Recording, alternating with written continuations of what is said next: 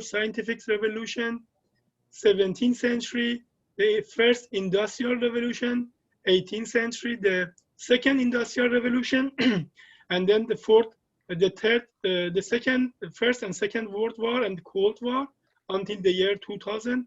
We had the Society 4 and Industry 3 or third industrial revolution. And then now, today, we are busy with the technologies like bioinformatics, hybrid knowledge, genetics, sustainability. And this is the first and second business economic revolution and Industry 4 or the fourth industrial revolution. And we are going to future and edge of tomorrow, as I said, knowledge, technology, and management KTB model.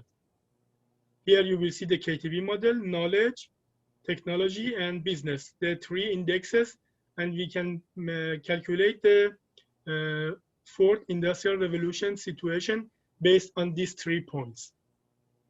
Tomorrow's society or society 6.0 is also the future of society 5, and we say in this concept that societies and cities economy has changed from a society and urban economy to data and urban economy, leading to a new concept, tomorrow's society, society 6 or urban 6.0, as I call this utopia. Today's challenges and tomorrow's crisis. In this model, I'm going to show you and forecast you from 2020 to 2030 the challenges and crises. Here, we are busy at the moment with the risk of contagion of COVID-19. Maybe in the future, if we cannot do enough readiness and prepare ourselves for the new paradigm, we are going to have a new crisis, other biological attacks. And then all the time we have the hybrid warfare. And after this risk of contagion, COVID-19 and biological attack, maybe the situation going to be a problem for the economic shift because most of the business, they got so much influenced by the COVID-19. And then we have a big crisis by recession. Still, we have the hybrid warfare. And then we are going to, after COVID-19 and biological attack and economic shift and recession, we are going to be busy with greenhouse gases emission and climate pollution and crisis because of climate change and still hybrid warfare. And then maybe in the near future, after this contagion, biological attack, economic shift, recession, green gases emission, climate change, technological problem, because if we cannot manage the technology and technological, after future of industrial 4 and the 4 industrial system, they can dominate our life, then this can be also a big challenge or crisis in our life. And then we are going to be busy with something like biodiversity collapse that make, that can end the life and the situation in the earth. That's why if we want to stop this and we don't want to, we need to forecast, prevent, and prepare to face with these challenges. That's why we need to find this crisis chain and split them to not follow this domino to have the other crises in the near future. First one, contagion of COVID-19, economic shift, social problems, cultural risk, political risk, environmental risk, and the other crises.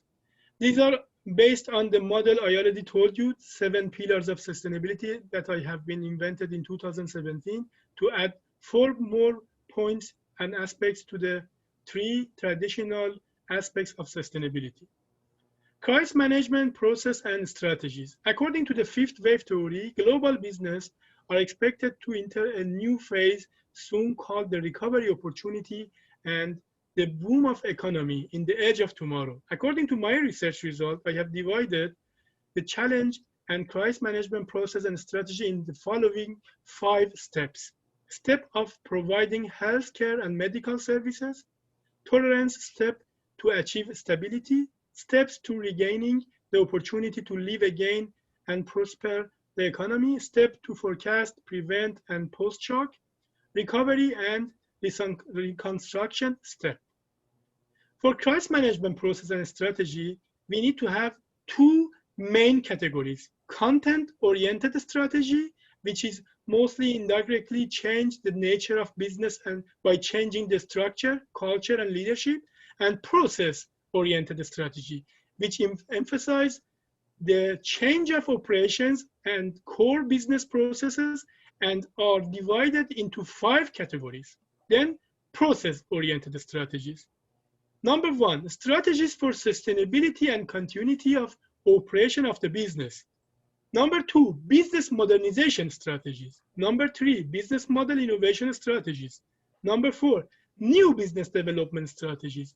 And number 5, integrated strategies with the help of innovative sustainability theories. For example, the 5th wave and a sustainability plus theories. The 5th wave or tomorrow age or final age theory is approach to focus on the today challenges and tomorrow's crisis.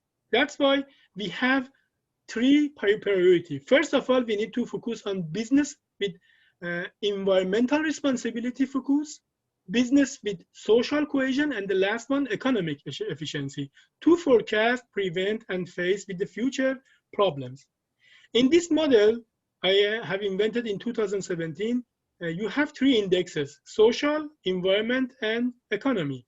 And if you make matrix with each one, you can calculate the environmental responsibility, economic efficiency, and social cohesion to make the priority. And priority, because of the situation for the future of 4th industrial revolution and 5th wave theory, firstly can be environmental responsibility, second, social cohesion, and the last one, economic efficiency. That's why I have another model, hybrid SMEs, small medium-sized enterprise, or tomorrow's SMEs, or SME 5.0 for the 5th wave theory, not just focus on business and economy, also focus on CSR, social responsibility, environmental friendly, energy saving, and future planning. Thank you for your attention. Now I'm waiting for your discussion, question, and I'm prepared to discuss with you. Thank you, and I'm here.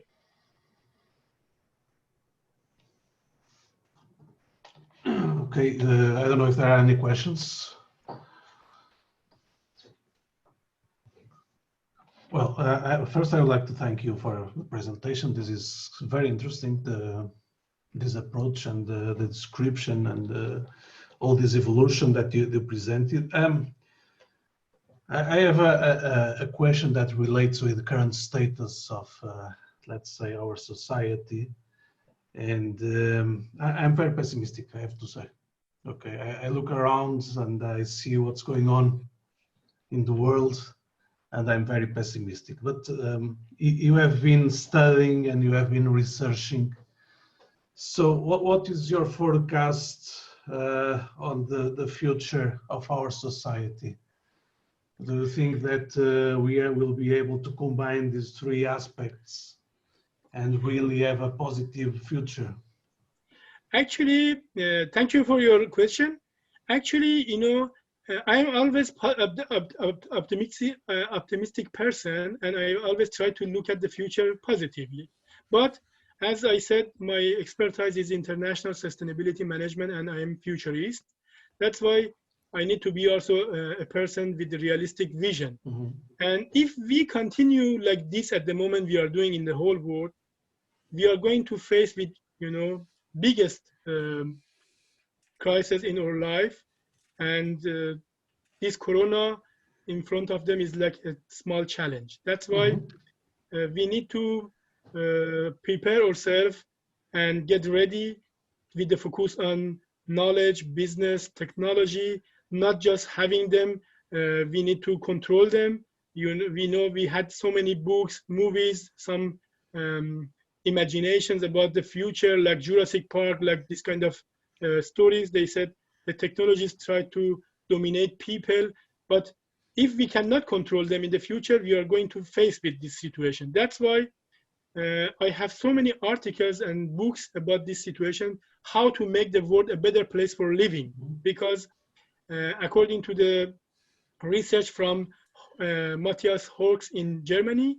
He is a futurist, and with his colleagues in the Institution of Future Study, they have published a book about future after Corona, and they said we never back to the normal situation. That doesn't mean bad. That means we are going to a new paradigm. But we can make this paradigm a good place, or maybe because of paradigm, I can use a word like paradise. Otherwise, we are going to a really difficult situation as we have now, and we cannot travel, we cannot do this, we cannot do that. But there are also some other views, because most of the time people try to put pressure to the nature, to the environment, to the social. That's why the model I gave you at the end, we need to little bit move. We should not just focus on business and economy. We need to look at the environmental responsibility, social cohesion, and then at the end we go to the business. That if we do like this, of course, future can be a good place for living. Otherwise, we get a big problem, because as you know, the situation at the moment in the earth environmentally is not good. Gas emission, environmental collapse, and also the ice, the weather is warm, and this warming makes ice water, and we have future problem. And if we continue like this, of course, we are going to end the life for everybody. That's why it depends on what we do. Yep. All right. So thank you, Dr. Dust. We're going to continue with our, if you have any more questions about this presentation, you can use the chat, and we can also interact in that chat. We're going to continue with the second lightning keynote. So for that, I'm part of that group that presents right now. It's Dr. Maria Petri and myself. We will be presenting our work related to smart, adaptive, remote, online laboratory infrastructure. And so, Dr. Petri, you have the microphone. Go ahead. Thank you. Can you see the screen? Yes, we can see it. Okay. Our talk is on a smart, adaptive, remote lab infrastructure that is an initiative of the Latin American and Caribbean Consortium of Engineering Institutions called LACSE. And it is a model of international cooperation between academia, government, nonprofits, professional societies, and industry. I am from Florida Atlantic University, and my co-author is Luis Felipe Zapata Rivera from Embry-Riddle. The LACSE initiative on online labs and learning engineering started in 2010 with the Haitian earthquake, which demolished a lot of universities in the island and killed a lot of the professors. In 2012, we brought Haitian deans to the States to do a retreat and to figure out exactly what they could use and share as higher education institutions. So what they had discovered was that they wanted a shared center for data and also for laboratories, because it was very hard for them to sustain and maintain and develop laboratories for higher education. So speaking with the Organization of American States, LACSE decided to try to create a hemispheric infrastructure to support engineering education. And we knew that it was going to be a long trek. We started our initiative by bringing in a lot of collaborators. We were heading the initiative, but the Organization of American States also collaborated by bringing in the science and technology ministers of the Americas. So that gave us a government link. We also brought in industry by collaborating with Akram in Turkey and also Tektronix from the United States. We brought in a number of academic institutions that are collaborating to create online remote laboratories and experiments.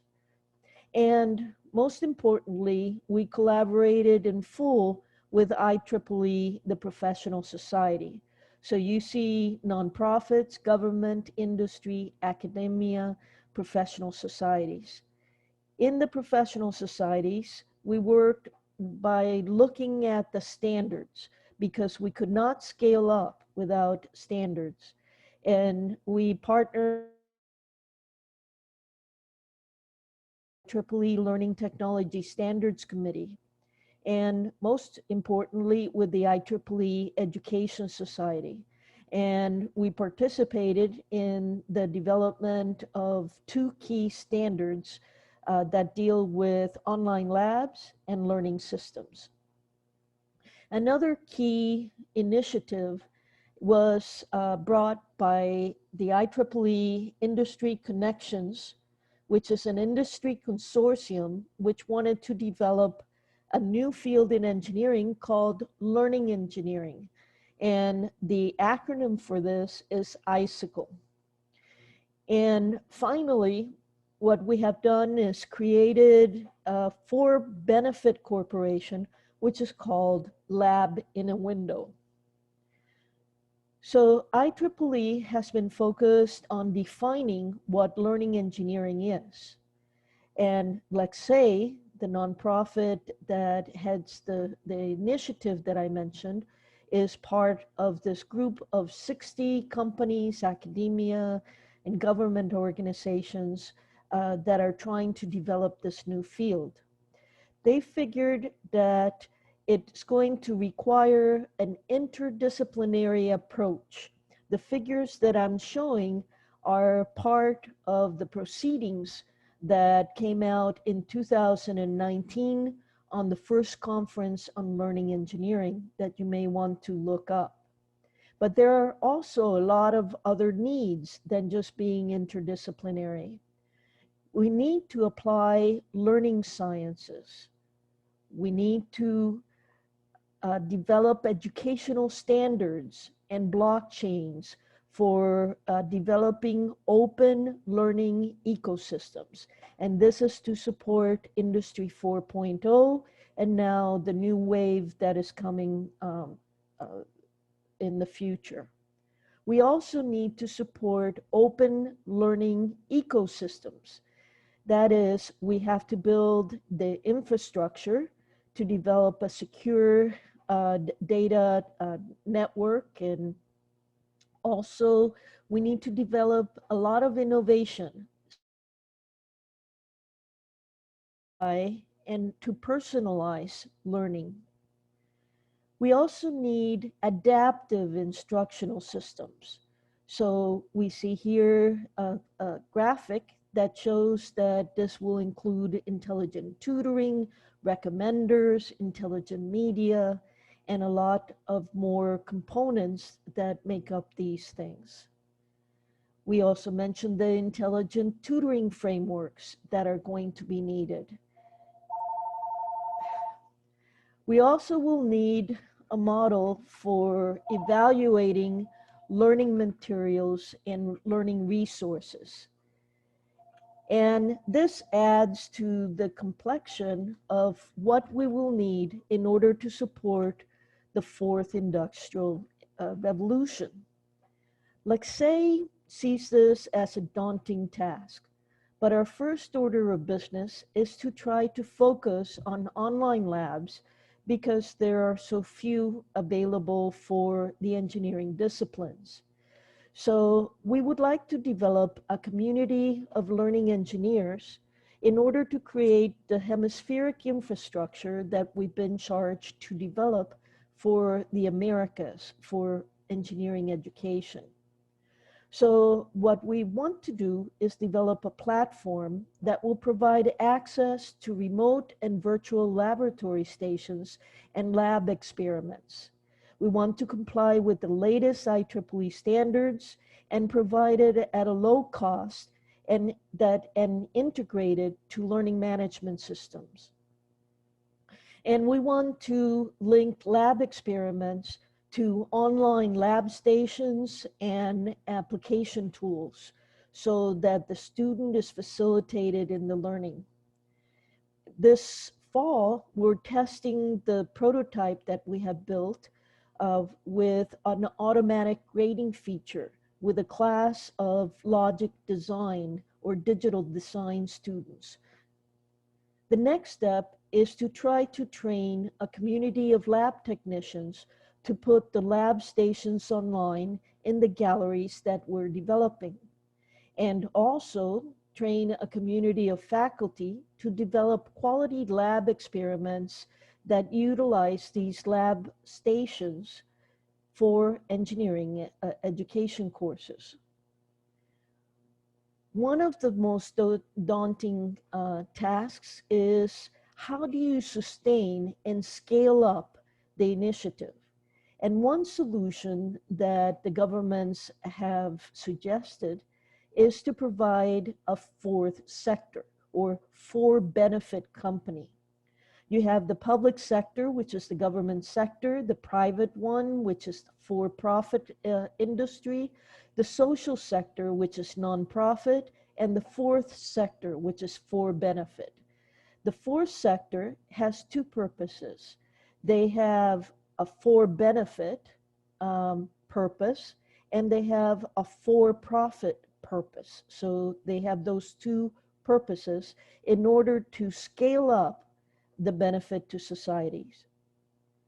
So we have created Lab in a Window as a for-benefit corporation that will be working with LACSE to scale up this solution and provide a part of the solution to LACSE to provide all its institution access to remote labs and federation of labs and sharing experiments, and also a for-profit to develop for book publishers, lab equipment vendors, and other institutions that are not part of a nonprofit sector.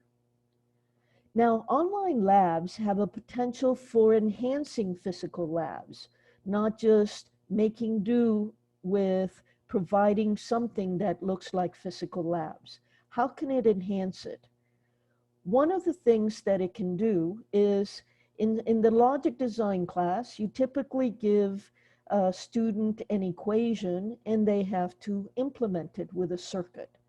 But with an online lab experiment, you can bring in real world context and you can link tools.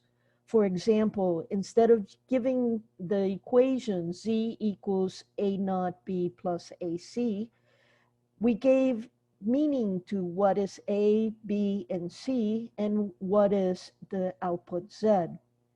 And it had to do with a real world application of controlling the arm at a railroad crossing. So having an online lab station that captures the context can provide a low-cost lab, remote lab station, while providing the context to be able to deploy their circuit and test it out in the real world virtually. So you can see here that we have a hands-on hybrid mobile station that the student builds and puts their circuits and connects it to the laptop to deploy their circuit and see that it controls an arm with AR and VR that bring a train and the sounds to life. You can also provide simulations and virtual labs seamlessly. In my course, we bring in Altera Quartus for them to do schematics and the waveform simulations. But you could also bring hybrid labs like the one that I showed on top of the laptop. We can bring in tools that allow them to draw the things that they need to draw for their lab report. We can bring in remote labs for them to interact with, and also remote measurement. One other thing that we've been asked to do for international accreditation is have students that design systems also contemplate what is the impact of their circuits. So by putting the problem in a real world context, you can then ask questions about what is the impact of their circuit on public health, the safety, environment, economic, and this allows the students to really think about the impact of their designs. Next comes the presentation of Luis Felipe Zapata from Embry-Riddle University. Thank you, Dr. Petrie. So I'm going to use these last 7 minutes to just show you some examples and some applications of what she mentioned as the project we had. So we identified different challenges for the implementation of online laboratories in engineering, and the most important were how to provide low-cost lab stations for universities or schools. The second one was how to improve current implementations, adding more interaction, such as augmented reality and virtual reality, and also how to adapt those labs to have more flexible activities. We also started working with standards, with IEEE, as she mentioned, and with the goal of make those labs elements that can be integrated to the formal educational system, and also to MOOCs, different types of online courses, in a way that is scalable, reliable, and secure. So in this way, we can mix these labs into blended education systems, and they should work in a good way. So providing low-cost laboratories will benefit third world countries and other communities that don't have that lab infrastructure on place. Next, Dr. Petrie. So just to describe what is the model we have developed, so you can see in different colors in this map, where are the users in blue, where are the educational infrastructure or platforms in yellow, all the standards and technologies to communicate devices in red. You can see in our contributions for online labs in gray, and also in all the laboratory systems in purple in the upper right corner, and all the laboratory stations. In the case we're working with remote labs, so we mark those in green. We have collaborated to industry to adapt control systems experiments, such as this balancing table that was originally a local laboratory deployed in a physical lab, in order to convert it into an online lab. So we make it accessible through the browser with the same experience for the users, using cameras and using other tools. We also collaborate with the industry Tektronix, that provides measurement and measurement equipment for laboratories, such as oscilloscopes. And we made a good experience providing access to those oscilloscopes remotely, for example, in times of pandemic. So we have here the student connecting their circuit to the computer, sending the signals to the real laboratory in the university where the real oscilloscope is available, and collecting data and bringing the results back to his screen without the need of having to go to the university. We started producing low-cost stations, and this is our window in Florida Atlantic University, and we started implementing their robotic arms, railroad crossing systems, basketball games, color generators, everything using low-cost parts and open source technologies. And these are all integrated as online labs in our universities. So our platform provides to the students access to lab galleries and also XAPI reports. And for the professor, we offer also lab composers and scheduling systems. This is the example of the lab composer. Our lab composer allows professors to create a lab activity, a laboratory experiment based on a set of activities, and later they can connect virtual or remote lab stations and deploy them in the gallery and make it available for the students. This is an example of one of the laboratories that Dr. Petrie is using on her class of logic design, in which the student needs to implement a circuit at home or in the university, and they can use our platform to validate and auto-grade their laboratory results. So they make the correct, if they made the correct inputs, the laboratory will grade them automatically. We have the same type of implementation for example, for this color generator, that is the station in the right side of the screen, where the machine creates different colors. And they also have the activity in the left side, where the system proposes a random color, and they have to match that color in combinations of RGB, red, green, and blue combinations based on the output of their circuit. When they hit evaluate button, they see the results, and the system auto-grade that result. We also adapt our labs.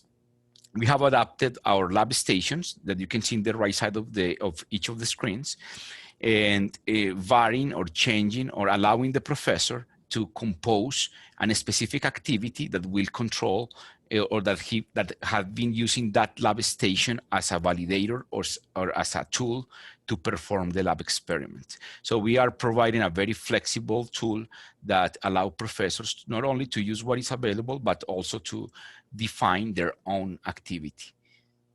In the bottom, if you go back, Dr. Petrie, in the bottom right, we have that block-based coding system. So we made it available in different languages such as Python, Java, C++, and also Blockly. So Blockly allows the student to, K-12, for example, students to learn basics of coding by seeing the results in a real laboratory station. We also use basketball games, such as just as a proof of concept that we can make a collaboration between two students using the same lab station, providing synchronous and concurrent access to a remote lab that normally they are not, they don't allow concurrency. So we have here finally another example where we mix different activities in a robotic arm, so it's more of the same. And this is what we are doing right now. Go next, Dr. Petrie. We are testing, this is the example of the train that she shows on her example. You can see that is just a white paper in the background of the station. And you have here in the right side of the screen, all the program running with real video and audio, and the students control those events in the lab activity. We are working in three different phases of testing. We have worked with last summer with 50 students at Florida Atlantic University testing these laboratories. This fall, Dr. Petrie, due to the pandemic, is using the system with 160 students of her class. We are going to collect results of that experience. And I will be using one of those labs here at Embry-Riddle University during the fall, using cloud data collections from sensors. So we will be reporting that later. If you are interested or collaborate with this project, you can contact us to onlinelabs@lacsay.org. And thank you so much for your time. Thank you very much. This is, well, congratulations. This is really interesting. I think I have a very quick question, and then I'll leave the floor to anyone else that wants to make a question. And this question is, I think what everyone wants to know is, how is it possible to be part of this initiative, either as a promoter of labs or lab experiences, or as a user, a teacher that can use this experience? Dr. Petrie. Okay, the first step is to email onlinelabs@lacsay.org. We're trying to scale up by utilizing the consortium of LACSE and trying to get about 100 or 200 institutions to duplicate the labs and federate it so that we can support MOOCs and various courses in different locations. So we will start with LACSE members that volunteer to put their labs online. We are also applying for an Erasmus Plus grant to scale up and train for technical people to put lab stations online and for professors to learn how to use our system to integrate and create lab experiments that integrate these stations and integrate other app tools that allow them to have the complete experience online.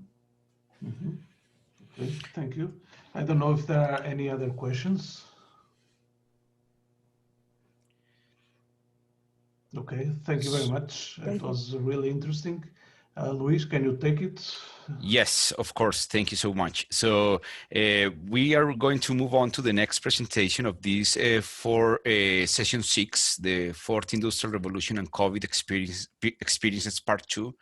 So next is Dr. Edmundo Tovar, and he's going to present his work about helping to develop a new practices in times of pandemic.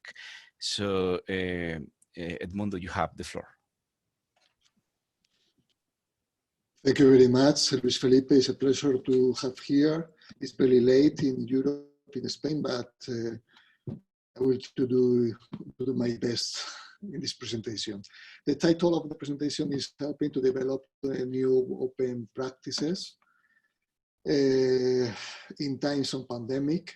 So the idea is to talk about the process that we are living to create a culture of digital transformation of education. That is, in my opinion, or the focus of this presentation is try to focus in the training of teachers in new ways of taking advantage of digital technologies that help educational innovation.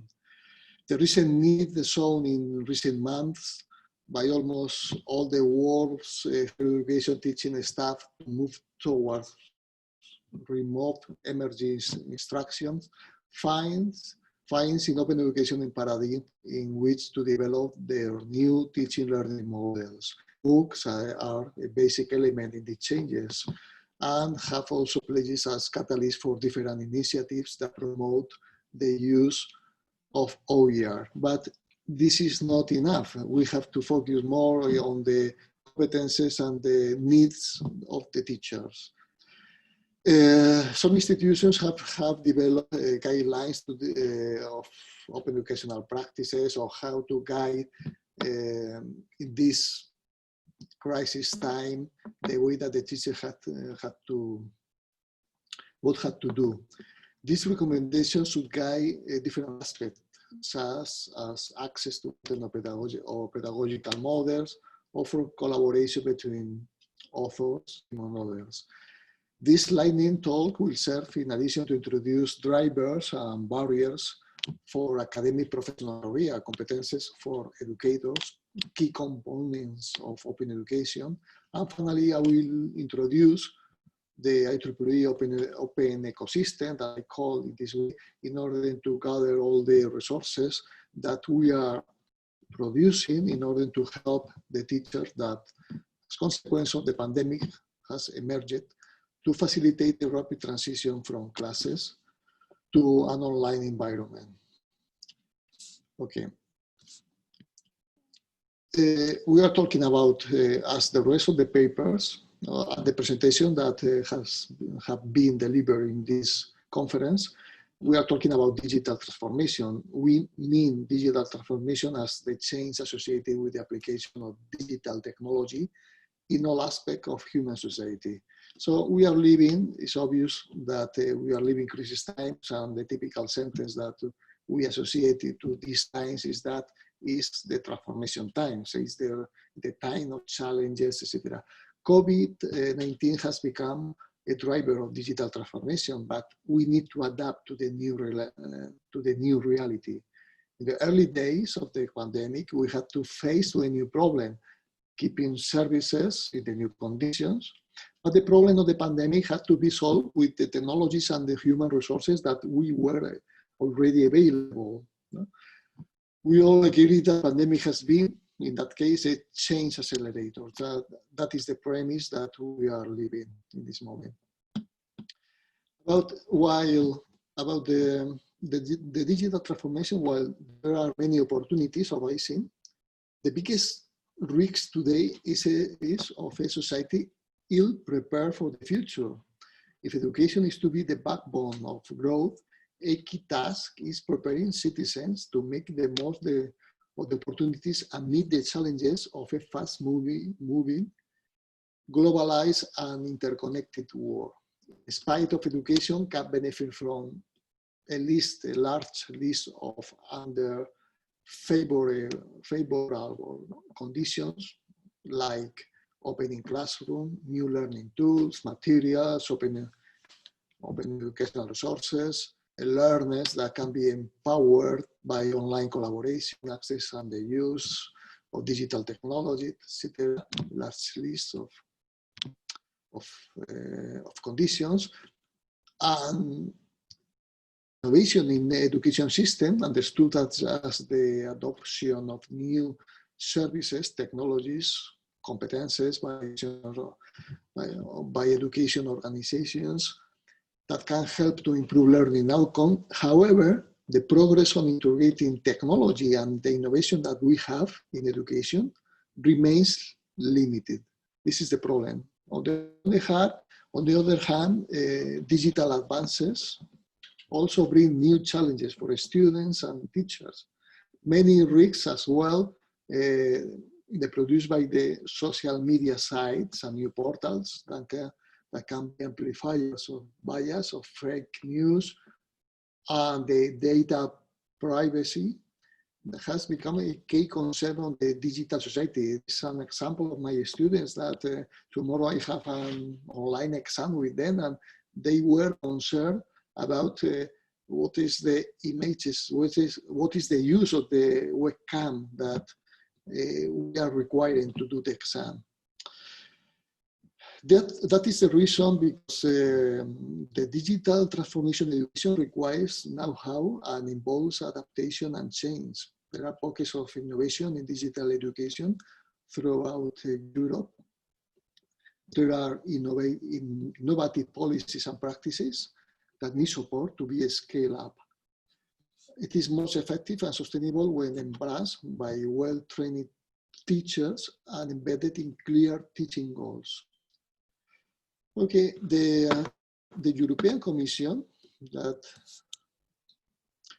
has established a digital education action plan whose priority to deal with the development of relevant digital skills and competences for the digital transformation of this action plan. To function in this, in the opinion of the European Commission, to function in the digital society and overcome digital risk, the citizens need competences that help them meet the challenges and deal with the opportunities of digital transformation. This is a need to go wide, as all citizens need to have an understanding at different levels of the different aspects of digital competence. The digital competence in Europe, that is my main reference, is part of the framework of key competences for lifelong learning, which all citizens should have. Digital competence in this concept means the confident and critical use of digital technology and covers the knowledge, skills, and attitudes that all citizens need in rapidly evolving digital society. The European Digital Competence Framework describes digital competences in 5 areas: information, data literacy, communication and collaboration, digital content and creation, safety and well-being and problem solving. Okay, we go to the, we come back to the early days in the pandemic. Just at the beginning of the pandemic, I received an email from IEEE friends with this video. On a lighter note, as all campuses go virtual, one of his colleagues from the University of Missouri, Rolla, articulated his challenges in adapting to the new virtual modalities through this popular song. The song is, you can check, you can look for in YouTube, is I Will Survive, by a version of coronavirus research going online. I completely identify with the lyrics of this song that was composed by this colleague. He say, for instance, at the beginning of the lyric, at first I was afraid, I was petrified. I was petrified with the situation. Why? Because I could never teach through Canvas all the time. Yes, it's true in my case with Moodle, with Collaborate, Zoom, etc. All the tools that we are using. And he say, I spent so many times reading help docs for long time. And he finished with this sentence, oh, as long as I know how to Zoom, I know I will be alive. My students still will learn, and my paycheck, I will learn, and I will survive. This is an optimist thought about the situation facing to the first days. But the problem is that these circumstances are related on those days, in the early days. But the problem is still there. This story tells us about how to survive in the last semester, in our case from March. Something that we live, unfortunately, we survive. It's true, regardless of how to survive with the resources that existed at that time. Now it's time to face the professional development of teachers. The problem that we are living in the moment, we saw the situation of the emergency that we live in this moment, but the problem is now that we have to face is the demand for new skills of citizens in a digital society, and in particular as teachers. The problem has been moved to the academic professional career. There are, in addition, drivers for the growing need for a professional career in higher education. For instance, the massification of higher education, student enrollment ratios has been rising quite rapidly for the past 3 decades. Simultaneously, students have become active participants. The student-centered models of higher education have emerged, where they are more frequently positioned as consumers of rather than partners in products of higher education. Consequently, there is a competition between universities becoming much stiffer. New measures necessary in order for higher education institutions to stay competitive in the global higher education market. Another driver is the digital transformation of higher education. The importance of digital technologies in higher education is growing. It's like labs, like as Felipe has explained in the last presentation. It is argued that technology in an optimal way can enhance students' learning experiences. Another driver is changes in the nature of professional competition. Professional development, professional practices are perceived to be a major investment that academics, just like any other professionals. The professional success can be measured by the skills, knowledge, and experience that they have, and not only by the academic position that he has been hired.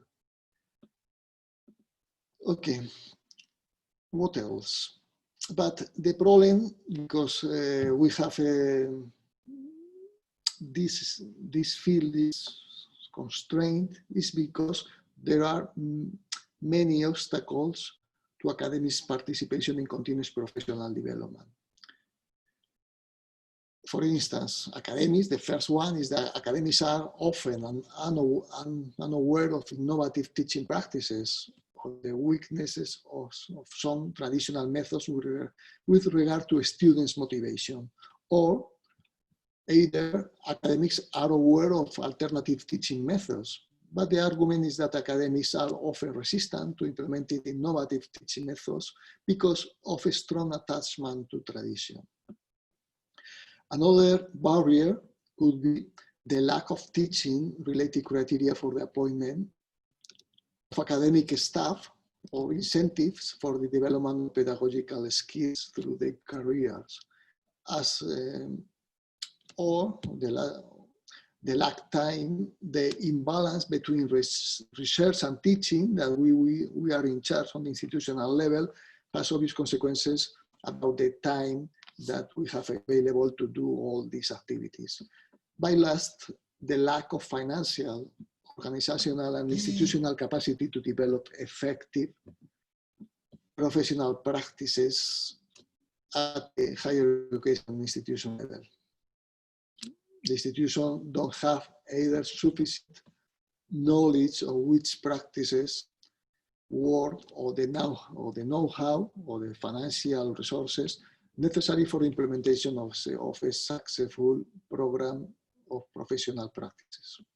In Europe, we have, okay, in order to deal with, to manage the problem of the educational competences for the teachers, in Europe, we have a framework, a competence, the European Digital Competence Framework for Educators.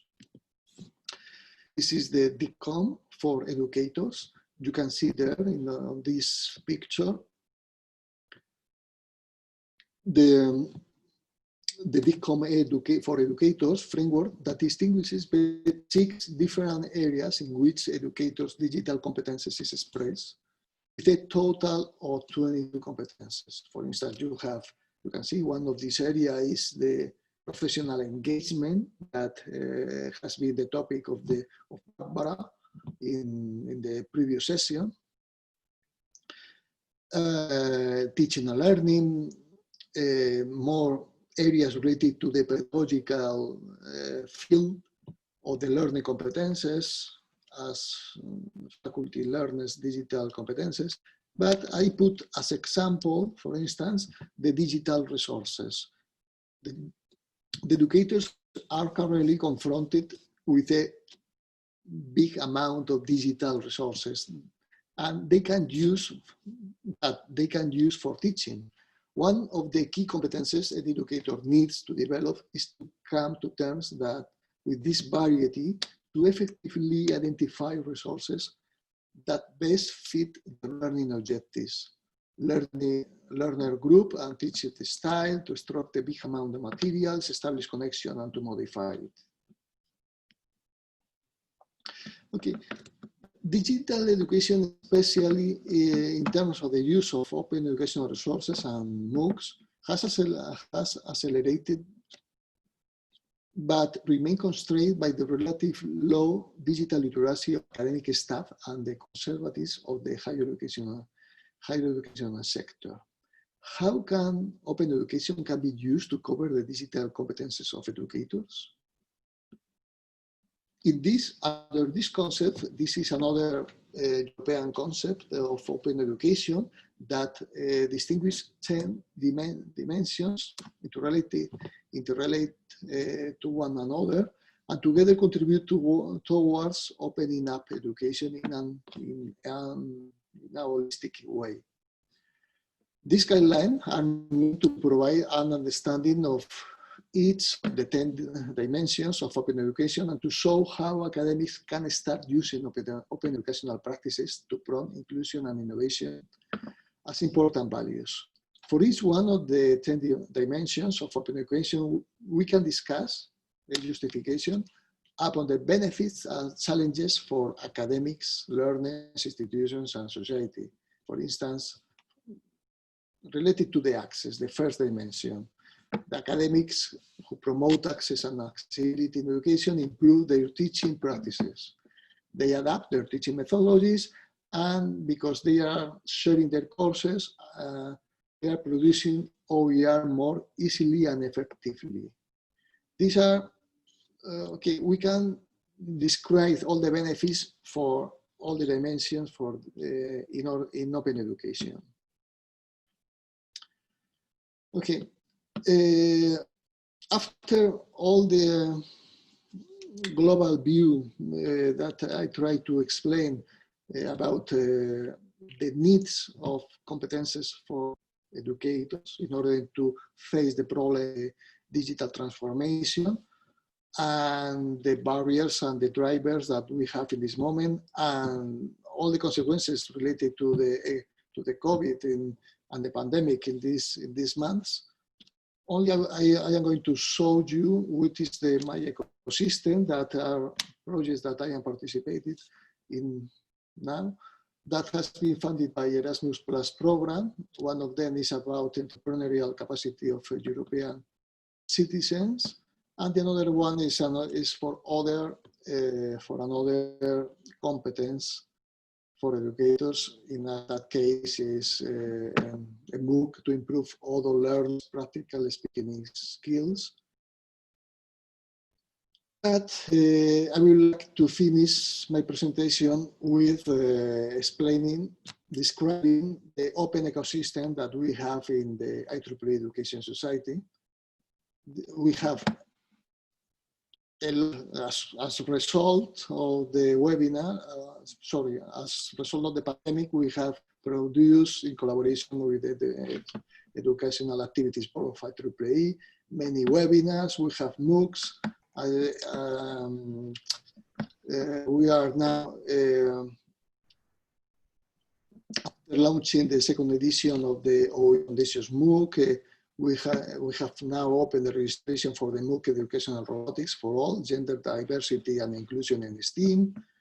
And we have launched another resources that in collaboration with Merlot, the Multimedia Educational Resource for Online Teaching, the Educational Society Teaching Resource Center, a web-based resource to facilitate the discovery of relevant and high-quality teaching resources for higher education instructors of electrical and computer engineering, computer science, and information system. We have Merlot for several years.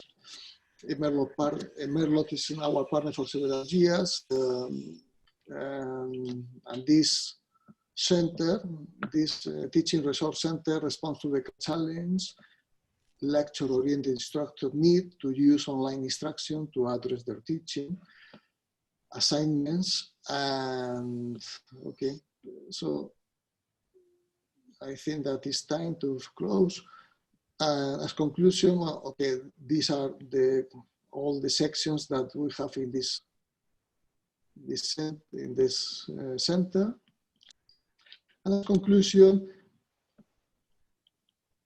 I think that I try to explain that the digital competences can be developed with open educational practices, because we cover most part of the competences that the transformation requires in this moment.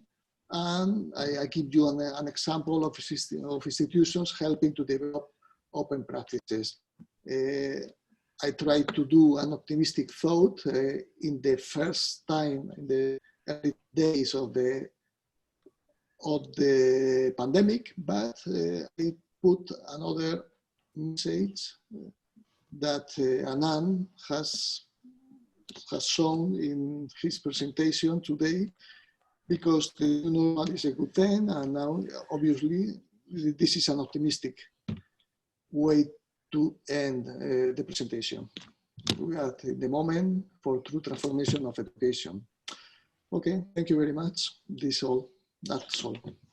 Thank you very much, Edmundo. This was very interesting. It really reflects the status of our moment in COVID. I don't know if there is any question here in the chat. So I'll have a brief question because I know it's also very late there, so in Spain. What is your feeling? Because I'm looking at the slide you have with Anand's message that the new normal is a good thing. I'm a little bit worried because I work with a lot of teachers from secondary education, and the feeling I had in the past 6 months was basically they were trying to survive, most of them. They were trying to survive, and the minute they were able to go back into the classroom, they sort of felt relieved.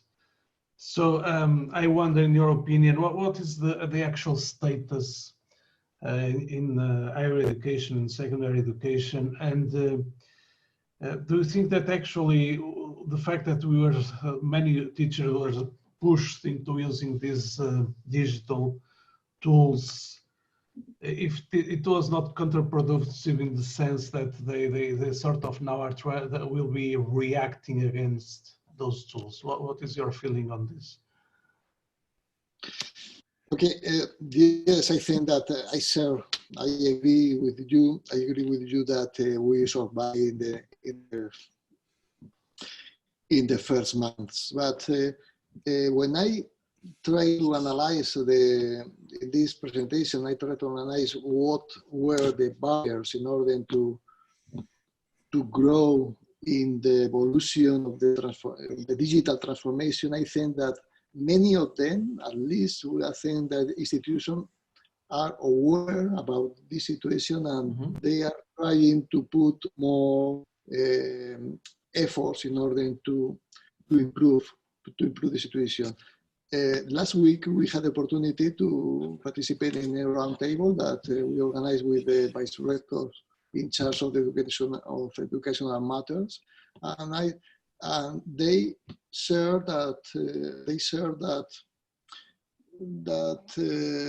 one of the main consequences of this situation among the university is the need of collaboration, the collaboration between them. So I think that there will be more ways to collaborate or to share. Okay, the content of the presentation that we are living now in this conference is a proof of that, because MOOCs and open education in general produce or establish a scenario that is easier to establish this kind of collaboration. So there will be more contact, there will be more practices shared by all the universities, and I think that there are institutions are aware about the need in order to collaborate, in order to support more practices, more innovation, because it's the key to improve in this moment. Okay, thank you very much. I don't know if there are any more questions. So maybe Luis can.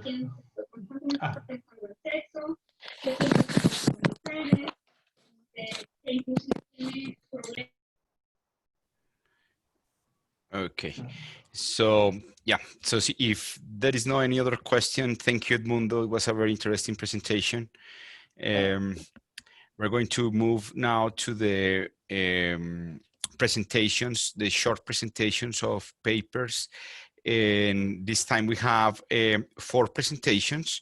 So we're going to distribute our time in 7 minutes presentations with no questions, and we are going to leave the questions by for the end of the session. So we are going to collect those questions for those papers presentations for the end of the session. So we're going to start with Jessica Barahona, that is going to present the work titled Designing a MOOC to Prepare Faculty Members to Teach on Virtual Learning Environments in the Time of COVID-19. She's from Universidad Tecnológica Centroamericana in Honduras. So welcome, Jessica. Thank you. Good afternoon. I will share my my screen at the moment. Let me know if you can see it. Can you view the presentation? Not maybe now. Okay, let's try. Okay. Yeah, it's visible now. Yes. Thank you. Good afternoon. My name is Jessica Barahona, and I'm representing the School of Art of Design at Universidad Tecnológica Centroamericana UNITEC of Honduras. First of all, I would like to thank you for having me as presenter on this conference. And today I will share a little bit of our experience in designing a MOOC to prepare faculty members to teach on virtual learning environments in the time of COVID, with special emphasis on the areas of creative arts, such as architecture, gastronomy, fashion design, communications, graphic design, and digital animation. As you know, higher education has upended as a result of the lockdowns. By stopping face-to-face teaching, institutions have confronted the challenge to accelerate the shift to an online education.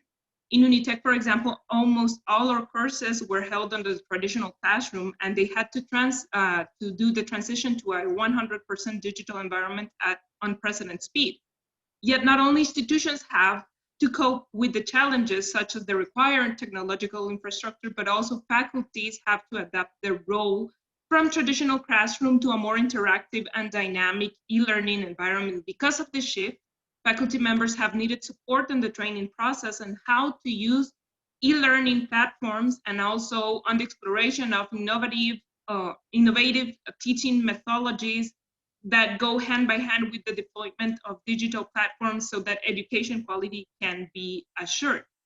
In this sense, we started a project focused on the design and implementation of a MOOC for the faculty members, with the objective to prepare them to migrate from the traditional classroom to a 100% online environment. With these virtual experiences, professors were expected to perform effectively in the management of Blackboard Virtual Classroom, which is the platform UNITEC uses, and they were also expected to create class contents and plan learning activities, all mediated by information and communication technologies. The MOOC was based on the principles and methods of project management, adapted to the context of an e-learning project with 5 fundamental stages. We started with concept and initiation stage that included 2 activities, a situation analysis and an entry survey. These 2 activities help us determine the objectives, contents, and e-learning resources to be included in the MOOC. And this stage was followed up by the definition and planning, where we established priorities around organizational, technical, and monitoring skills. In this sense, the MOOC had 4 tutors, one under the role of course designer that had to develop the entire MOOC with the structure, create tutorials, establish tasks and exercises, and so on.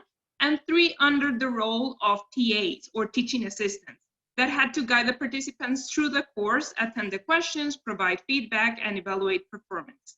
In the launch and execution stage, we have to validate the MOOC, and this was done by 4 experts that review, for example, the syllabus, resources, the exercises, and the tasks. Also on this stage, the TAs were to promote the MOOC prior to the beginning, and to ensure professors' participation, they were asked to take the training as requirement for class assignment. On the 4th stage, that was performance and control stage, this included the follow-up and assistance by the TA, and monitoring was done during the week in which the MOOC was enabled.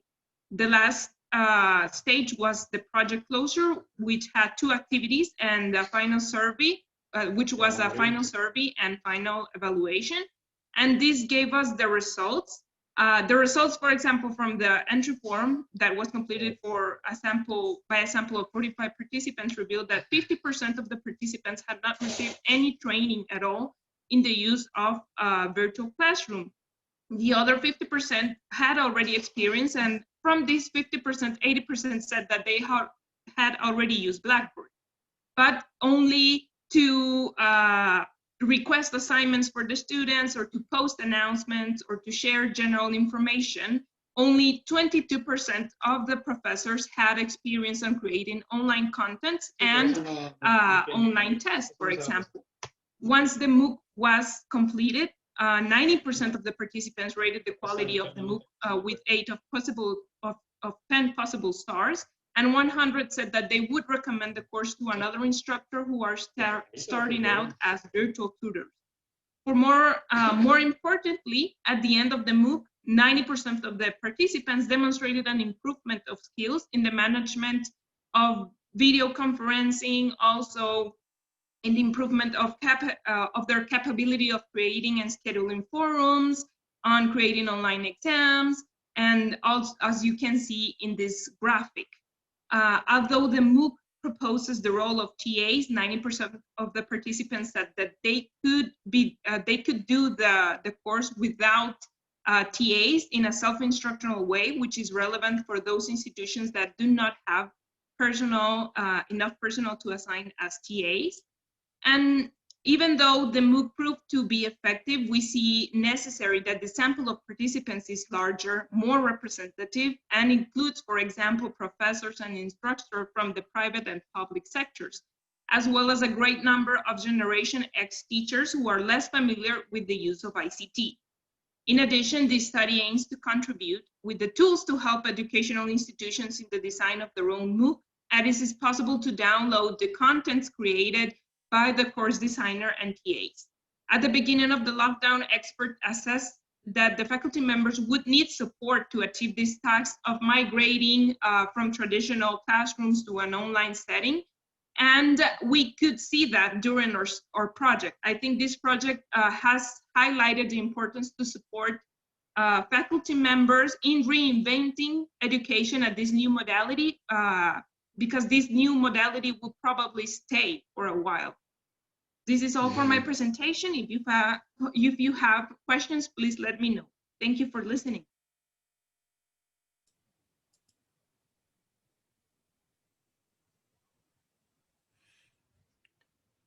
So thank you, Jessica. If somebody has any question, please keep it for the end of the round. So we will be having a discussion the last maybe 20 minutes or 15 minutes if possible. So what if we continue with the next author? We have here the work title, Early Childhood Online Education in the COVID-19 Context, Behavioral Patterns for User Interface Design.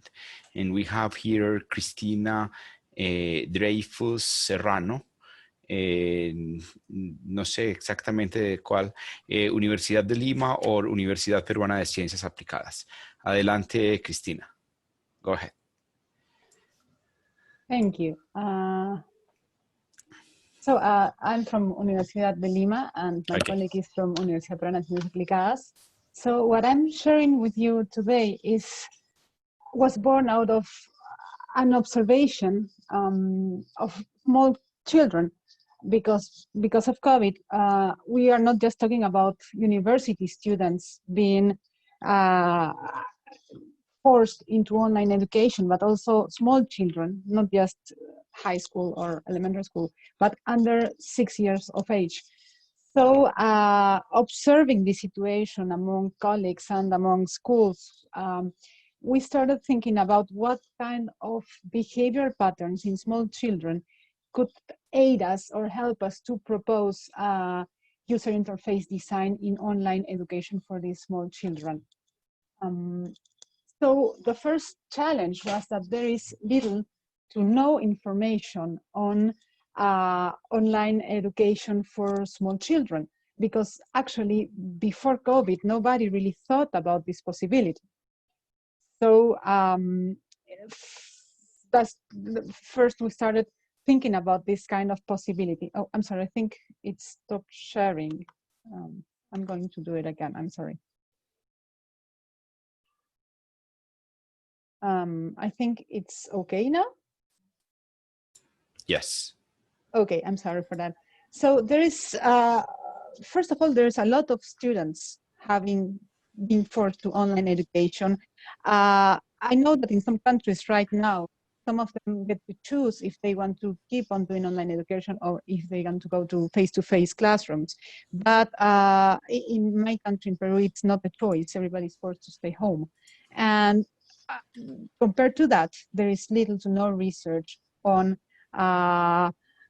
preschool online education. The few examples we found were on how to address teachers. I mean, there were MOOCs about teaching teachers how to teach and that kind of thing, but not aimed for preschool children.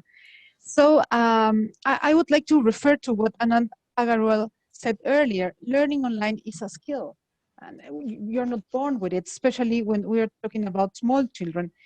So with this in mind, we started an observation and a survey. So during 2 months of lockdown, our first 2 months of lockdown, and in Peru, this was a very serious lockdown. We weren't even allowed to go out to the street at first. So we conducted these observations, both to children and to families who volunteered to participate in this study. And then we ran some surveys to educators and school directors, surveys to families or guardians who accompanied these children, and some in-depth interviews, which allowed us to have these case studies, so to speak, to work with. So the first challenge is that small children need some physical contact. They need physical contact with their peers, they need physical contact with their educators. So that was a first problem, and that cannot be tackled by online education. So we started by that, by admitting that there are some things that we cannot do and we won't be able to do. But that shouldn't stop us from trying other things. So what we used was the Woodbridge method, which sort of organizes information in terms of names. I mean, what kind of patterns we've defined, how are the patterns in action, what's the context, which are the benefits, and which are the mechanics of our solutions. So using this as a theoretical framework, we identify these 10 behavioral patterns as observed, referring to educators, parents, and institutions. And here we are not talking about children directly. We're going to do that in a minute, because we were focused about how the context can help these small children in achieving their goals. So understanding that a child under 6 years of age is not really autonomous and is not really in charge of their own education, which is something that could be observed in children, in older children or teenagers. So it's all about parents, educators, and institutions, and how their behaviors or their ways of interacting with knowledge and with children can lead us to the design of interfaces and platforms. So the first thing was the need for physical context and contact. And that's the first thing we, as I just said, that we couldn't do. There is no way for that bridge to be crossed. But the activities proposed by educators and by institutions alike could lead parents to play an important role in play, in movement experiences. So the activities proposed could try to enhance this physical movement, if not physical contact. We've even observed some schools in which they have taught the children this kind of plays you do with your hands, only without really touching. So it's some sort of choreography, but it's an interesting activity because children at some point acknowledge the existence of other children, even through the screen, which is a very big challenge. The second thing was the lack of autonomy. MOOCs are autonomy centered. One of the main ideas of online education and of MOOCs in particular is that one learns through taking a lot of autonomous decisions in terms of what to learn, how long do I need to learn it, etc., etc. So these small kids do not have this autonomy as an initial premise. But we have observed that with the design of the platforms, and I'm not just talking about Canvas platforms on Blackboard or the free platforms that we have available, but through the design of specific platforms or specific sites on the platforms, we can try to start enhancing this or start this autonomy in small children. And this is a skill that they are going to use in the future. So maybe we're doing this a little bit earlier than we used to do it. Maybe autonomy was something that was expected from an 8-year-old child, and now we're doing it with a 3-year-old child. But it is doable, it is possible, and it's an interesting opportunity. Then the assessment of difficulties, the assessment of the experience gains from the fact that now we can record experiences. So classroom experiences that used to be recorded on diaries or notebooks now can be taped on video, because most of these lessons are taped, are recorded. So this can help teachers to better understand the dynamics behind the learning processes. And this is something that can also be used outside the the online environments. Then, of course, the understanding of online platforms, which means that we have to design for this new user who is 4 years old. But it also means that teachers have to really understand what an online platform means. And sometimes early school teachers, they didn't know this because they weren't even aware that this was a possibility for small children. Lack of skills and resources is an argument we proposed, but we didn't really go deep into this because it also depends on if we are talking about private schools or public schools, and how many teachers and parents are able to get to resources. But also here is another interesting thing. A lot of teachers that we interviewed talked about the parents' participation in terms of parents used to be more or less involved in their kids' education, but now they have to be there because we're talking about very small kids that need a guardian or a parent right next to them. So now parents are acutely more aware of what their kids do and what their kids don't do. And sometimes they even directly intervene in these conversations, which is very interesting. I'm wrapping up right now. And well, finally, the final idea of this study is to propose this criteria, both pedagogical and technical criteria, that could help both educators and programmers to propose these platforms for the delivery and the assessment of online preschool experiences in online education. Thank you very much. Thank you, Cristina, for such an interesting presentation. We're going to continue the presentations with Wesley Dos Santos Machado and his presentation, Evaluating Students' Apprehension about Remote Learning During the COVID-19 Pandemic, a Brazilian Example. So he's coming from IFRJ, that is the Federal Institute from Rio de Janeiro, if I'm correct, in Brazil. Yes. So welcome, Wesley. Go ahead. Okay. Thank you very much for the opportunity. I will share my screen so we can start. Can you see? Yes, we can see it. Okay, thank you. So, very good morning, afternoon, night, everyone. I'm the Professor Wesley Machado, and I will present this work, Evaluation Student Apprehension about Remote Learning in COVID-19 Pandemic, a Brazilian Sample.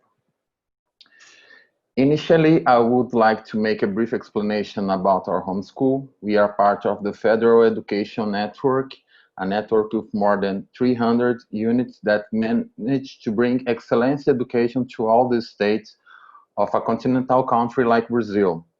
Just to illustrate, if we consider the federal network in Brazil as one country, we would be 11th place worldwide according to PISA data from 2015. Our school in specific is a campus of the Federal Institute in Rio de Janeiro. Is a city about 85 kilometers from the capital, Rio de Janeiro. It has about 40,000 inhabitants in a region called Baixada Fluminense. And I don't know if you know, but it's a very poor and violent region in our state. So, how this research began? And our research came about precisely because of the pandemic. Given the closing of schools, pressure began to implement teaching remotely.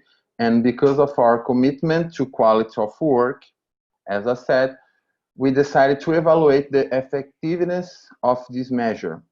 It is important to highlight that the Brazilian Constitution guarantees university autonomy. So we can resist to external pressures to come back with remote learning or presential learning.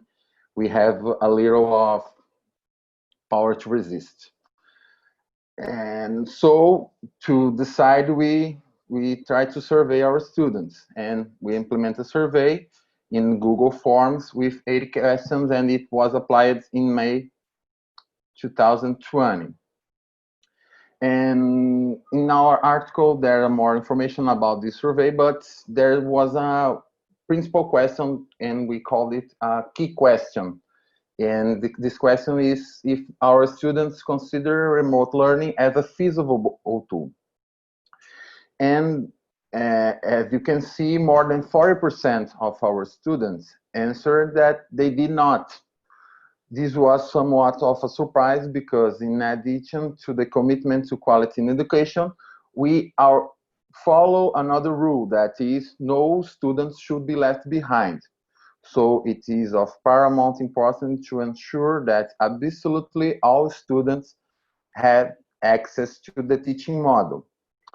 And so it was up to analyze the issues that washed away this rejection of learning remotely. And we realized that the issues would go far beyond simple technical problems. And as you can see, this is one of our answers, a graph about the financials of the families of our students. And I think, you know, Brazil is a country with one of the greatest in the world, inequality, social inequality. So many of our students don't have any type of financial security. And some of them live in extreme poverty. And just for you to know, in our institute, we have financial aid programs to seek to make it possible for the students to stay at school. And with the pandemic situation, worsened profoundly the financial problems of our students. We noticed several of them being thrown into situations of food insecurity. As you can see in the graph, about 50% of our students saw their family saving worsen, and about 12% saw an often dramatic worsening. Another issue that proved to be acute was that of mental health. The graph illustrates that even in a community that is already stressed due to the tough routine of studies that the schools imposes, about 38% of our students admit that their condition has worsened.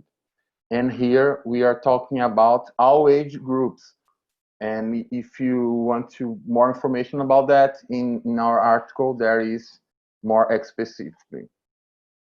Just, I think you guys know, but today Brazil had already surpassed 140,000 deaths, with one of the worst management of pandemic crisis in the world, and a lot of economical problems, social problems at all. So we made this survey just to know if the implementation at that time of the remote learning was feasible, but as you can see, it was not. So this research was one of our elements that supported our decision to not come back in that time. There were issues of paramount importance that needed to be guaranteed in advance. Meeting the pressures of society or manager linked to the federal government, it would be contradictory with our commitment to the transformative potential of society that free and quality public education has. So we decided not to come back in that time. This is our reference. And I would like to thank you everyone and share with you this image. It was taken with a drone mounted by our students in one of the many scientific initiation projects that we have. So this building is our school. It was a text factory. And as you can see, it was a peaceful protest that happened last year against a violent cut of funds that they tried to impose on us. With a human chain, the whole community embraced the school, demanding that this absurd cut be reversed.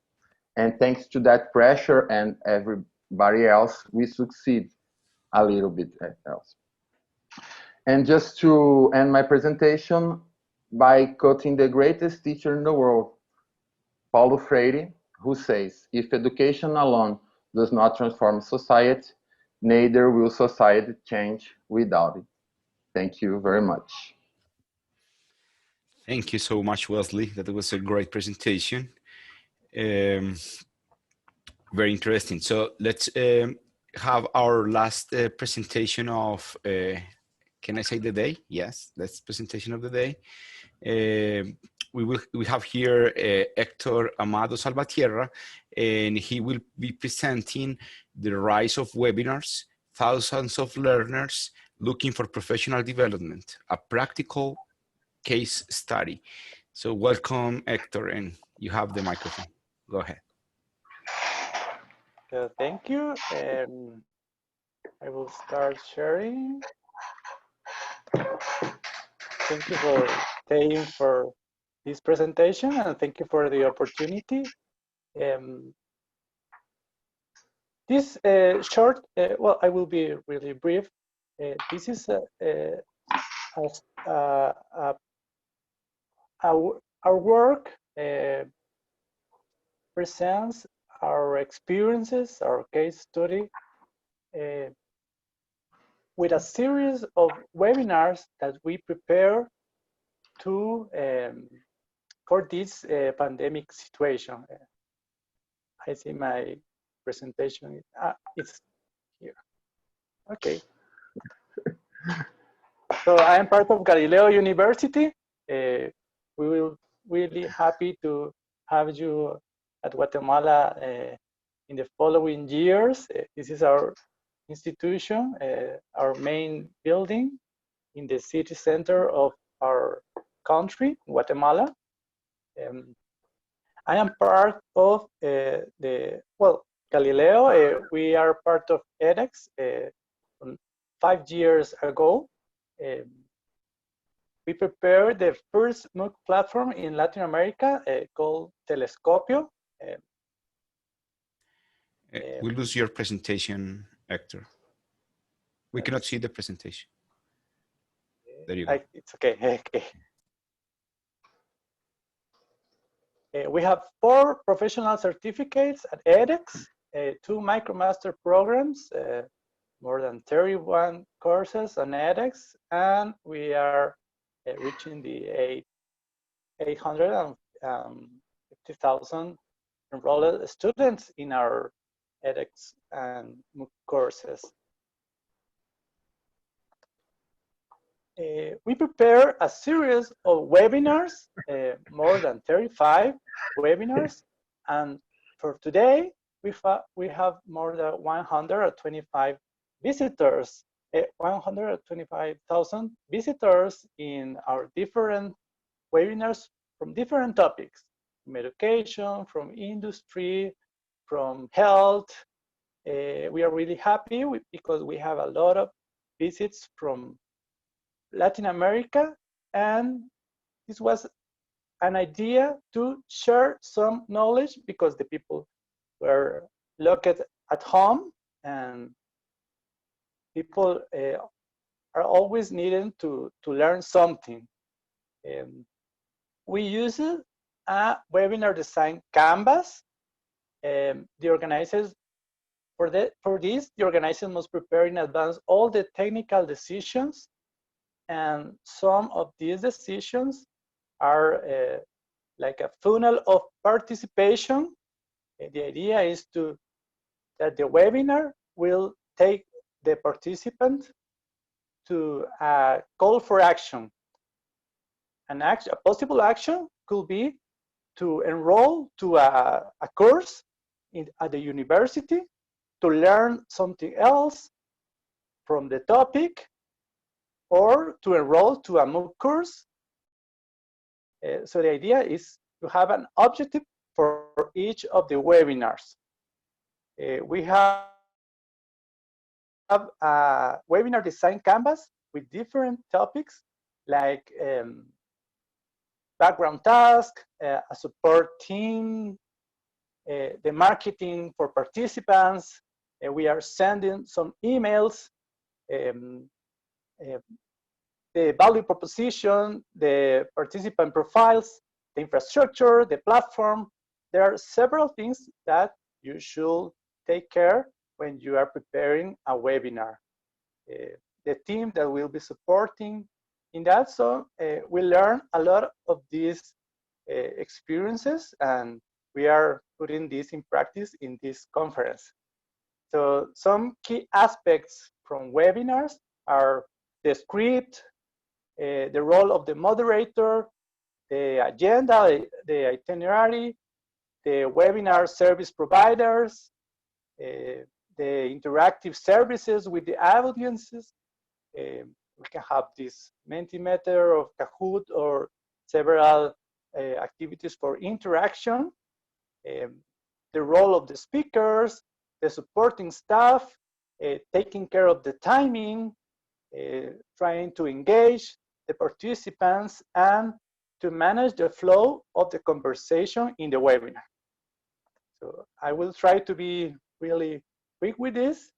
I have here some picture of some of the different webinars from, with topics of robotics, artificial intelligence, and we prepare some forums with different topics, interactive activities, including using Google Forms to ask the participant to for their opinion or contributing to the webinar. So here we have another screenshot of the different experiences. We prepared some graphical design for the different webinars, some graphical art to provide a good experience. So we prepare a lot of webinars about the fourth industrial revolution, about robotics, artificial intelligence, among other things. Some conclusions for this great experience is that webinars are key instruments in this year to this pandemic emergency. There are several students eager to continue learning, but without inertia to enroll to a course. So a short webinar for 1 hour with a key topic will be a great value to keep on learning. Webinars could be a first step to engage potential students while increasing awareness. If I have a great speaker, a great teacher from a MOOC course, I can offer short webinars about this course to give a short glimpse, a short master session to engage potential students and potential enrollments to the course. So the post-event actions are quite important to launch call to action messages that will eventually convert into a new enrollment. So webinars are a good tools to advertise or to promote MOOC courses. And last, the great potential of webinars is to provide a space to transmit information to a large audience without requiring that people get together in a physical location. In this work, we explored on the potential use of webinars to expose the content of the MOOCs as a preview for potential learners. We prepared a funnel of participation, and this was the first phase about awareness. So we will continue exploring with these tools, and we will continue publishing our findings. So thank you for your attention.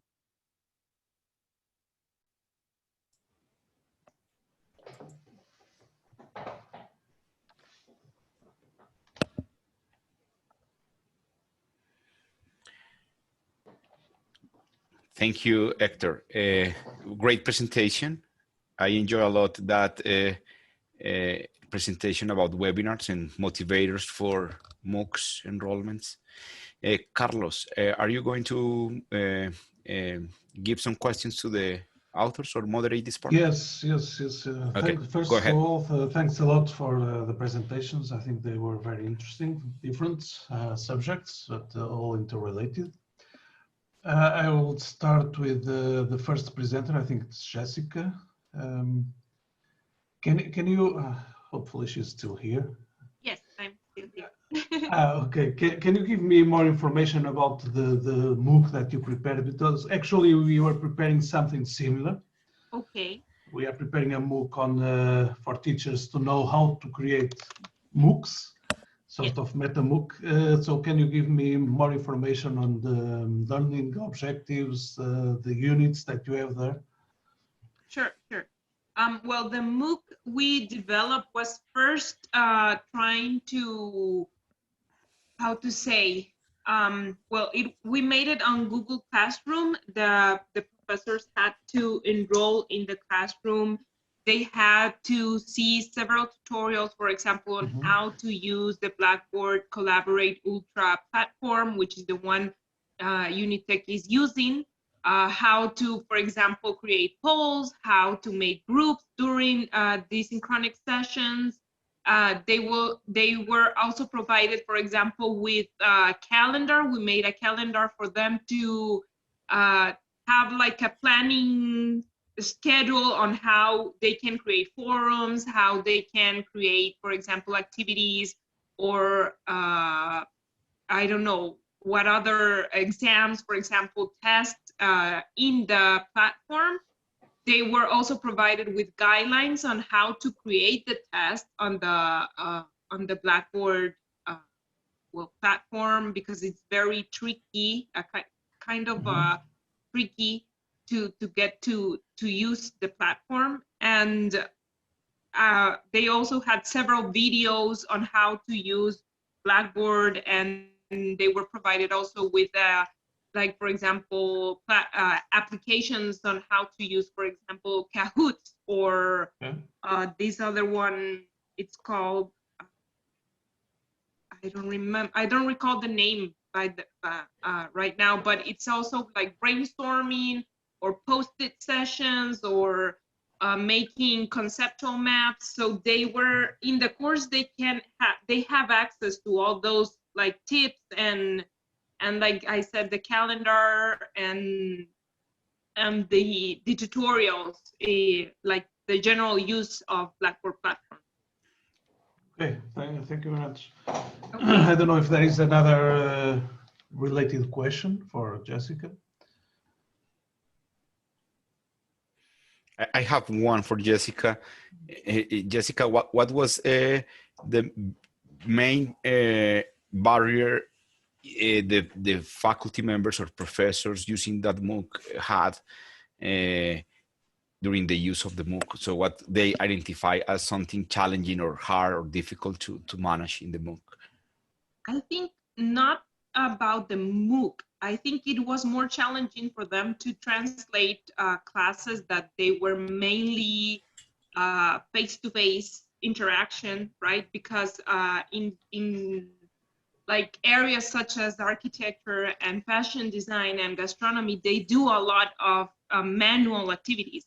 So how to translate that to online environment, it was the most difficult part. And we are still struggling with that challenge, actually, because in architecture, there are some courses that they have been, professors have been able to use, for example, a whiteboard that has this platform available. So they use tablets so they can draw, they can give review or feedback to students about their plans or sketches or, I don't know, several assignments. But the most, I think, difficult challenges have been for the areas of fashion design and gastronomy, which they are still trying to figure out how can they do this transition, right? Because we have been testing several options, but still none of them have been like as extremely or 100% successful. I think that is the most difficult part for them, not the MOOC itself, because I think 100% of them was actually find it very easy to use it, the MOOC, but trying to adapt their classes to the online environment it is the most difficult part. Thank you. Okay, thank you. I have now a question for Christina. And thank you for the presentation. I was sort of relating your presentation to the keynote by Edmundo. And Edmundo was talking about the survival of the teachers during the COVID, let's say, darkest moments. And what is your general feeling, also in relation with what I said in the moment, that I feel that many teachers were so overwhelmed by the whole process of getting digital in a few days, that I feel that most of them are very happy to go back into classroom.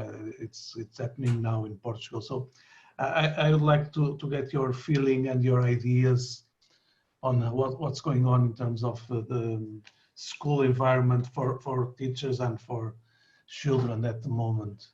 I don't know if you have gone back to the classroom education or not. We are still doing home education. Okay. We haven't, schools won't be open here in Peru until March, maybe even longer than that. So the teachers now know something that they didn't know when we started the study, which is that they are this is here for the long haul. Mm-hmm. They're going to be doing a while now and maybe part of next year. So when we started doing these surveys and the depth interviews, they were more or less panicking. It was something like, it was a constant struggle. Teachers were scared, disorientated, and one of the first things most of them pointed out was, why didn't we have any education on online education while we were studying to become teachers? And the answer was because none of us thought that we were going to need it like this. But now that they are into it and they've sort of owned the situation, we are talking to them again 3 months after this first study, 2 months after this first study, to assess how do they feel about this now. And it's interesting because not all of them, but more or less half of them think that now they see the appeal of it, that they could really use some of the tools in the future, that maybe kids don't need to be at school all morning or all during the entire day, that maybe there are some stuff they can do on their own. So I think that one of the first problems was that all of this took us out of the blue. We weren't prepared for this. But now that we more or less are prepared for this, and we are taking this very interesting approach, critical approach toward education, it's helping us to reevaluate not only the role of online education, but the role of education in general, and not only thinking about higher education students or high school students, but also about small children and their relationship with technology. So I think you said before that you were a little bit pessimistic about it. Yeah. I'm an optimistic because I'm starting to see that some of these teachers are really getting into it. And one of them even told me, you know, I'm kind of enjoying it, and I'm scared to say it to you, but I am. Because at some point, she says, well, if I need to take a break, I take a break because my kitchen is right here. So I feel more relaxed. And now that I can use the tools, I feel better. So, but I think that it all goes back to designing better tools for teachers and for children. Okay, and this is a related question also for Wesley, because I think the situation is probably the same in Brazil, in the Baixada Fluminense. Which aren't you afraid a little bit that this is going to increase the differences, the social differences for many children? Absolutely. I think that's one of the main challenges, that of course, for this to happen, we need universal internet access. We need internet literacy, and in countries like Peru, and I'm willing to say also Brazil, that is a big challenge. So there is, of course, right now, a large part of our population that has not been able to access many of the resources. So even in Peru, the government has allowed the early opening of schools in rural communities where there hasn't been any COVID cases, because it was far easier to open these small schools than to try to reach the students through. They are not even thinking about internet; they're thinking about radio and television, and even that was hard. So yes, in order for us to really develop this should come along policies that should ensure universal internet access. Otherwise, it's pointless, actually. Yeah. Wesley, I don't know if you want to add something to. No, okay. As Christina said, I think that avoid this growing of inequality is our greatest challenge.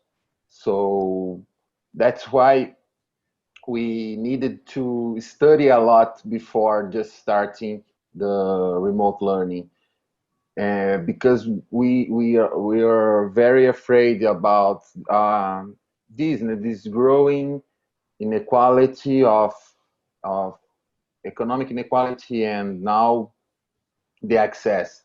So as I said, our school, we had a lot of poor students, and we just couldn't let them behind. And we have some students that I forget the word, but it's about rural place that there is no internet. So how can we access these students? And we needed to discuss a lot and have a lot of groups of study and how we could do it just to start the work. Okay, thank you. I don't know if there are any more questions related with this.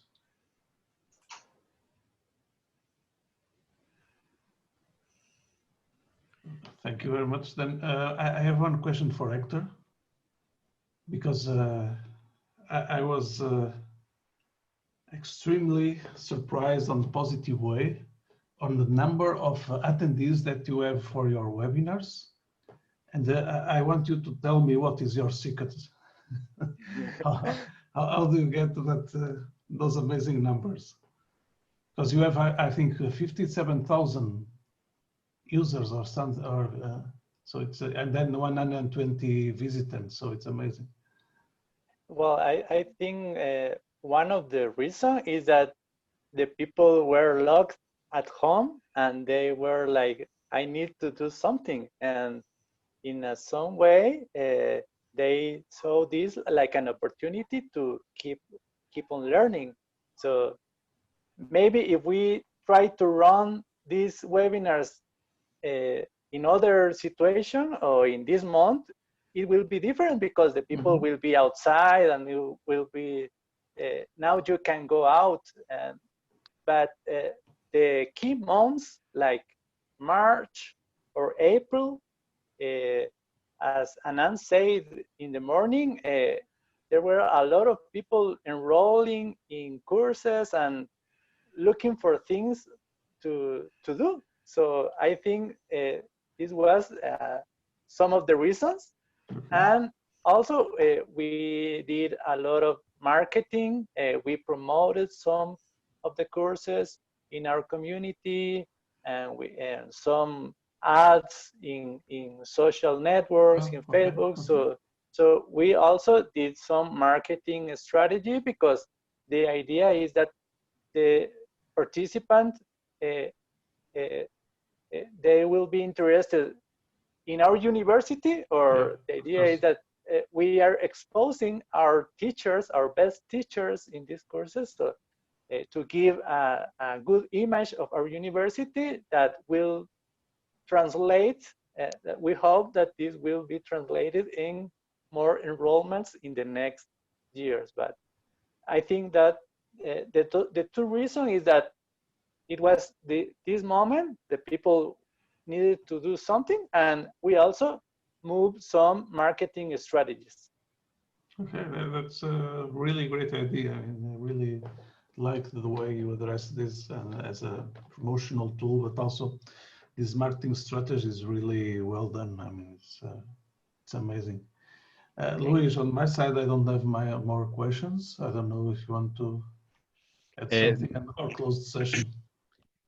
Thank you, Carlos. No, I think it's all for today. So I think we are all a little tired for the long day of presentations.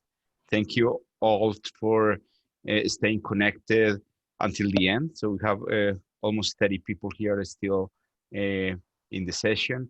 So thank you, everybody, and see you tomorrow with more LW MOOCs, this great event. And thank you all.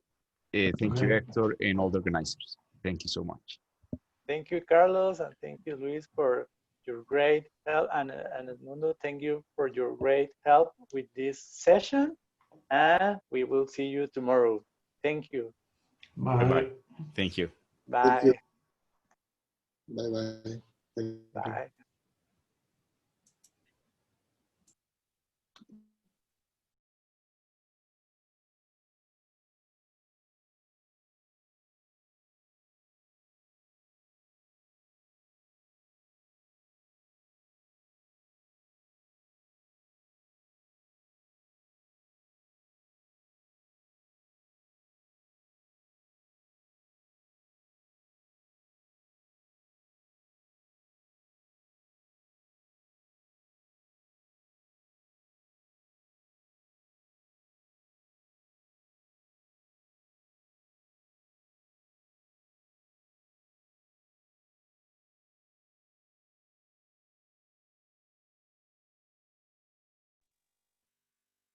Gracias, Edras. Gracias, chicos. Gracias por todo el apoyo el día de hoy. Yo creo que ya podemos cerrar la sesión. Gracias por todo el apoyo. Todo salió muy bien y esperamos ya mañana cerrar con broche de oro el evento. Gracias por todo el apoyo.